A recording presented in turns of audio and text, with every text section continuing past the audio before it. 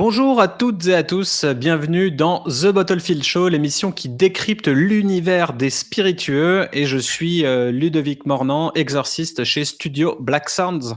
C'est lui. Et moi, c'est Frédéric Roginska. Je suis distillateur, consultant et éditeur de distillnews.fr. Abonnez-vous, bien sûr.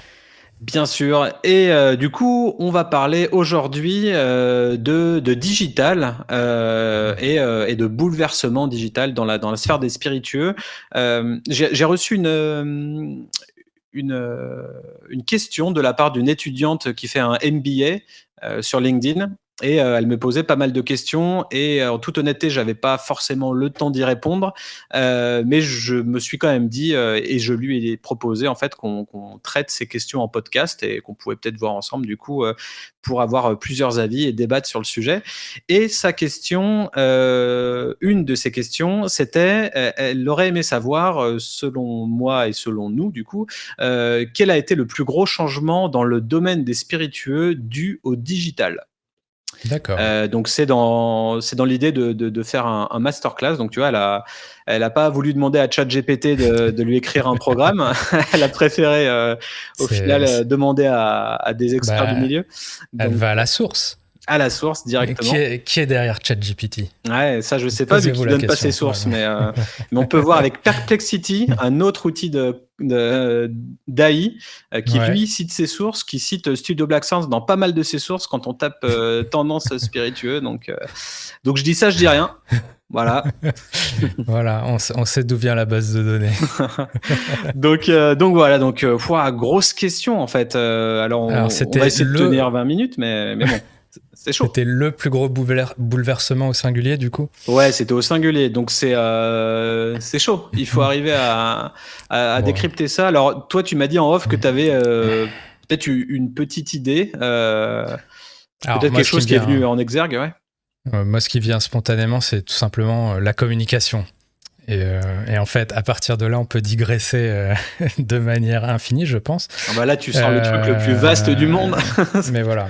Non, non, mais en Ouais. gros, pour moi, la plus grosse révolution, on va dire. Alors ça va au-delà de la communication, mais déjà, je pense à la communication parce qu'en fait, ça a désintermédié beaucoup de choses. Ce qui fait que avec le digital, maintenant, les producteurs peuvent communiquer en direct avec leurs consommateurs, par exemple, via les réseaux sociaux. Les bartenders sont très présents sur Instagram, notamment. Et du coup, en contact direct avec les marques, en contact direct avec des consos. Et du coup, il y a une espèce de... Il n'y a plus d'intermédiaires. Ça permet une démocratisation ouf de plein de contenus, je sais pas, enfin il y a des trucs tout cons, mais juste maintenant tu as besoin d'une recette cocktail, tu peux chercher sur le web très facilement, tu Ouais. ouvres un réseau social, tu vas trouver des bartenders qui en proposent plein, tu ouvres YouTube, tu as des centaines et des centaines de vidéos avec des recettes, des tips, des machins, et en gros tu as un accès à l'information qui est monumental en tant que conso, en tant qu'amateur. Mais tu as aussi un moyen de diffusion en tant que professionnel qui est juste incroyable. Enfin bon, je peux continuer à l'infini, mais Ouais, pour la moi, je com dirais les réseaux internationale sociaux, aussi. le fait d'avoir démocratisé les réseaux sociaux et, euh, et d'avoir au final insufflé ce lifestyle-là auprès de tout le monde, qu'on soit un businessman ou un particulier, B2B, B2C, tout ce que tu veux. En fait, on a tous un compte perso sur un réseau social. Et là, je me dis, quand tu as une marque, c'est un gros changement, les réseaux sociaux en termes digital, parce que maintenant, tu n'as plus le droit à l'échec. Tu es garant Mm. de transparence, tu dois parler directement avec les gens qui te suivent. Au moindre foirage ou au moindre bug, t'es réduit en bouillie sur les réseaux sociaux. Enfin, tu vois, Balenciaga, il fait de la merde, bim, tout de suite après, il est lynché et tout le monde en parle et c'est diffusé dans le monde entier. Donc, tu as un petit peu moins le droit à l'erreur aussi et tu es plus, ouais, tu dois avoir plus de transparence. Pour moi, j'avoue que Instagram, Facebook, TikTok, LinkedIn, fait que pour les marques de boissons, en l'occurrence, fait que, ça a complètement changé le mode de fonctionnement et ça a rendu aussi les marques beaucoup plus authentiques. Ou ce devoir d'authenticité, quoi, de dire ok, bah derrière le produit, qu'est-ce qu'il y a? Il y a des gens, il y a des artisans, etc. Donc ça a aussi shapé une forme de storytelling un petit peu différent. Et peut-être qu'on a Ah, on a bah, enlevé ce côté c'est. prout-prout derrière l'univers du vin et des spiritueux avec cette authenticité-là, au final, qui est, Mm. qui est Bah, en gros, demandée. tu peux. En gros, derrière ça, tu peux voir il y a un rajeunissement, il y a un renouvellement. Et vu que tous ces outils digitaux sont adoptés en premier lieu par les personnes les plus jeunes, les digital natives et tout, ce qui fait que ça transforme le paysage. En gros, ouais, enfin, j'ai du mal à le formuler, mais ça shape le truc par un autre angle, vu que c'est des technos adoptés plus par des jeunes qui, du coup, une nouvelle génération qui adopte le truc, qui le reformule. Là où t'as toujours des artisans, des gens peut-être qui se soucient pas du web, du digital, et qui font toujours leur truc dans leur coin à l'ancienne. Donc t'as une espèce de variété. Et puis Je c'est sais pas. les DNVB aussi, tout simplement le fait de maintenant lancer des marques avant, peut-être même limite, avant d'avoir le produit en main, tu vois. Et ce côté DNVB, donc Digital Native Vertical Brand, c'est ces marques qui se créent uniquement, enfin, d'abord sur Internet avant d'être en physique, où en fait, en gros, tu as juste besoin d'une promesse et d'un web designer, et puis tu as un site web, et puis après, voilà, tu travailles ton blogging, le référencement, et tu balances un produit, et puis tu peux voir si tu peux aller rameuter une communauté derrière sans peut-être même avoir un seul produit ou sans le produire toi-même en le faisant faire à façon. Mais Et ça, c'est aussi un gros bouleversement parce qu'on arrive sur le côté communiquer pour une communauté et pas juste pour un produit, quoi. Arriver à fédérer une communauté autour de ta Mais marque. alors, là, j'aurais le sentiment c'est un peu, c'est peut-être un autre angle. Tu parlais d'authenticité avant. Ouais. Parce moi, du fait que pour moi, il y a plus d'intermédiaires, quoi. Mais le fait de créer des marques natives first, enfin digital first, ça peut peut-être aller à l'encontre aussi de cette authenticité, je sais pas. Où il y Disons a que le ce serait côté pas, on oui, ce crée. serait pas le maître mot, l'authenticité. Ce serait pas la valeur première, mais par contre, si ça résout un problème pour ta communauté que tu cibles, je vois pas pourquoi la solution serait pas viable ou intéressante ou un ou un succès, tu vois. Donc le fait est qu'en fait, il faut d'abord, dans tous les cas, une raison d'être avant de lancer ta marque. Donc l'authenticité, elle est dans ta raison d'être et dans comment tu crées de l'action et de l'impact dans ce que tu fais. Pas Je forcément dirais dans... donc en fait, le bouleversement, c'est plus ça simplifie les démarches, l'accès à l'information pour le développer, les outils pour développer, pour faire du crowdfunding, pour faire un autre gros bouleversement du digital, c'est simplement, on l'a vu avec le Covid, c'est développer le e-commerce là-dessus, quoi. Ouais. Donc elle Voilà, n'a pas mis de date en fait dans sa question, ouais. Elle n'a pas daté parce que on a vu depuis le Covid, il y a eu plus de 50% l'explosion du e-commerce et tout ça, parce que les gens allaient plus en bar ou autre, ou acheter chez les cavistes, donc ils achètent directement en ligne. Donc il y a eu un bouleversement à ce niveau-là, mais avant le Covid, ça existait déjà. Je ne sais pas si elle me demande en gros le bouleversement quand on était encore à l'époque où il n'y avait pas Internet versus maintenant, là, avec l'avènement des réseaux sociaux, ou ce truc-là après post-Covid, où là, en fait, on peut parler aussi du Web 3.0 avec tout ce qui est métaverse, réalité virtuelle, réalité augmentée et tous ces aspects-là qui vont aussi bouleverser d'une autre manière la manière dont on consomme et la manière dont on communique. Donc c'est vrai Alors qu'il moi, y a beaucoup de choses. pour le coup, moi, je suis plus sceptique là-dessus. Mais là, je pense que même si, on va dire le web, comme on le connaît aujourd'hui, on va dire, je sais pas, il a peut-être 15 ans, on va dire 15 ans, 15-20 ans, le e-commerce dans notre secteur, ça reste quand même quelque chose de très récent, je pense, Ouais. qui a vraiment, enfin, Je pense qu'il y avait vraiment un mode de pensée très classique, distribution, circuit de distributeur, caviste, tu vois, ce genre de choses. Ce qui Et est là, toujours le cas, hein, quand même. c'est toujours le cas, mais maintenant, je pense qu'il y a plus une marque où tu vas visiter son site, il n'y a pas un onglet shop, quoi. Ouais. Il n'y a pas une boutique où tu peux pas acheter en direct, ou si c'est pas en direct, ça te renvoie vers le bon truc ou vers le bon site e-commerce. D'ailleurs, c'est intéressant parce que ce que me disait Camille dans mon podcast sur le filtre vodka, podcast qui sort le même jour qu'aujourd'hui, donc allez l'écouter, c'est justement, ils avaient un e-shop avant, pendant un moment, et ils ont décidé de l'enlever pour mettre juste des redirections vers la maison du whisky, les raffineurs et tous les points de vente chez qui ils sont, pour pas se faire concurrence et pour se dégager un petit peu de tout cet aspect. De la logistique. De la logistique et du côté chiant. Donc ça, c'est aussi intéressant, mais au final, tu peux l'acheter en ligne sur ces plateformes-là. Ouais, où ça crée des ponts. Ouais. Il y a peut-être des marques qui vendent sur les réseaux sociaux. Je sais pas si c'est... Mais il avait mis en place l'Instagram boutique. Je crois qu'ils l'ont retiré parce que ça marchait pas. Donc le social shopping, je sais pas si c'est encore vraiment la mode et encore moins dans notre secteur. Mais ça doit être touchy, ouais. Ouais. Mais en tout cas, des bouleversements digitaux. J'avoue qu'il n'y en a pas qu'un et j'aurais du mal à mettre même un top 3, tu vois, sur le truc au final. Top 1 réseaux sociaux, je dirais, sur le fait de devoir être porter ses couilles au final et être garant de ce que tu proposes.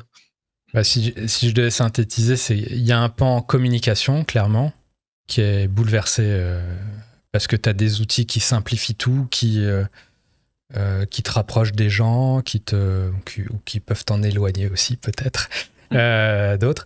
Donc, tu as cet aspect-là. Tu as le côté tout le monde est un média. Donc, tout le monde est ambassadeur quelque part. Enfin, tu vois, t'as des bartenders tout le monde est créateur de trucs. Ça, c'est un vrai truc. Qui sont des ambassadeurs. Toi-même, tu communiques en direct.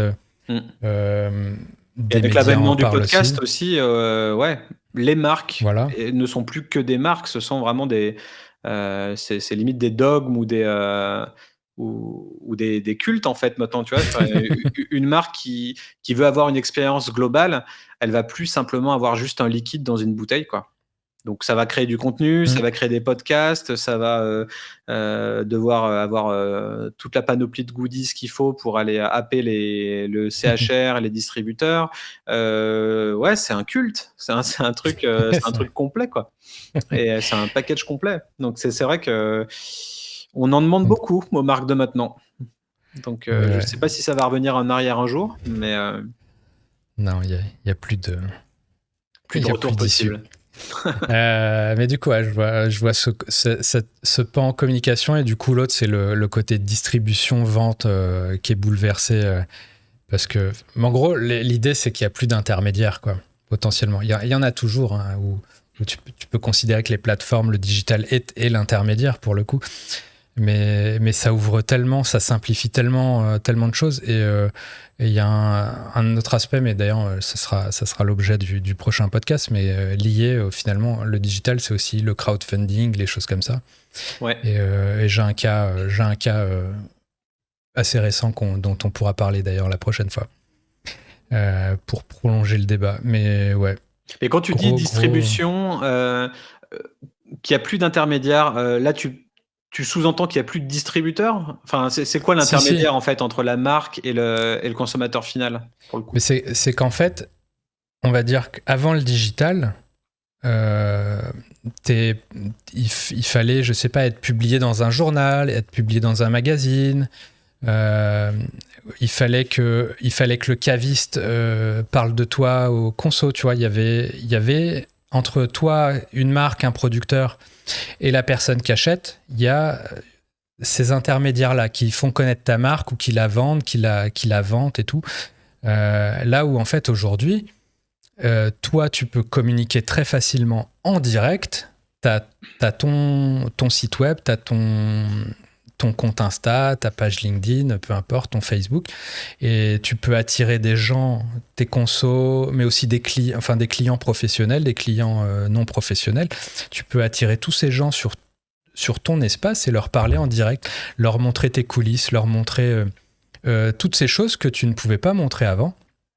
Parce que c'était pas accessible. Maintenant, tu peux te filmer et le mettre sur YouTube, le mettre sur TikTok, le mettre en Reel sur Instagram, et tout le monde voit comment tu bosses. Tu peux, voilà, en gros, c'est ça que je veux dire par il n'y a plus d'intermédiaires. Et je pense qu'il y a eu un bouleversement aussi dans les recrutements et dans le côté RH, parce qu'il y a plein de postes nouveaux qui se sont créés du haut digital. Et donc les ambassadeurs, les community managers, les web designers et tous ceux qui sont dans l'ombre pour créer des sites internet ou des sites marchands esthétiques et fonctionnels. Au côté job, je pense qu'il y a un sacré paquet de jobs chronophages aussi. Community manager en l'occurrence, c'est un truc ultra chronophage. Hein. Et puis vu que ça bourgeonne tout le temps, soit de fonctionnalité, soit de... c'est... Donc ça, et puis gérer les CM, et puis... Mais finalement, même ça, il y a un côté où parfois les CM sautent, parce qu'il n'y a pas de budget ou c'est juste une autre direction, mais c'est que le producteur, le master distiller, peu importe, peut lui-même prendre son téléphone portable, regarder la caméra et parler aux gens, tu vois, et le publier lui-même. J'avais noté un autre truc sur ce côté aussi sans intermédiaire, c'est l'avènement des marques people, en fait. Où en fait t'as The Rock qui a sa tequila, t'as Kendall Jenner qui a sa tequila, t'as Conor McGregor qui a son whisky, et tous ces gens-là, ils sont ambassadeurs de leur truc sur leur compte Instagram, sur leur compte ceci, cela, quoi. Et ils ont besoin de personne d'autre, quoi. Et voilà, ouais. Et qu'en fait, alors c'est peut-être eux les intermédiaires, finalement, en fait, quelque part. Où tu as des marques aussi, alors je digresse un peu, mais des marques qui peuvent se monter, qui sont un peu dans l'ombre, qui se disent ok, on va trouver une égérie qui elle a une présence social media, et ça va être ça notre canal, c'est on se paye une égérie, l'égérie communique, les gens ont du désir pour ma marque et ils l'achètent, et t'as un espèce de triangle, du coup. Voilà, exactement. Donc c'est un truc de mémoire, on n'avait pas avant, tu vois. Dans ces proportions-là, aussi directes, aussi et aussi puissantes, parce qu'aujourd'hui, on l'avait peut-être dans de la pub plus classique, quoi, dans des campagnes de pub. Et encore, je sais pas, à l'époque. J'avoue que j'étais pas dans ce milieu-là avant le digital, donc c'est compliqué pour moi d'aller en arrière, mais... avec la loi E20, c'était qu'est-ce que tu voulais faire, quoi. Là, il y a la loi E20 est toujours là, évidemment, mais il y a une ouverture, une internationalisation, la mondialisation qui fait que Kendall Jenner, elle parle de sa tequila sur Instagram. Il y a aucune loi E20 qui est là en travers, tu vois, pour le coup. Hein. Ouais. Donc il y a ça.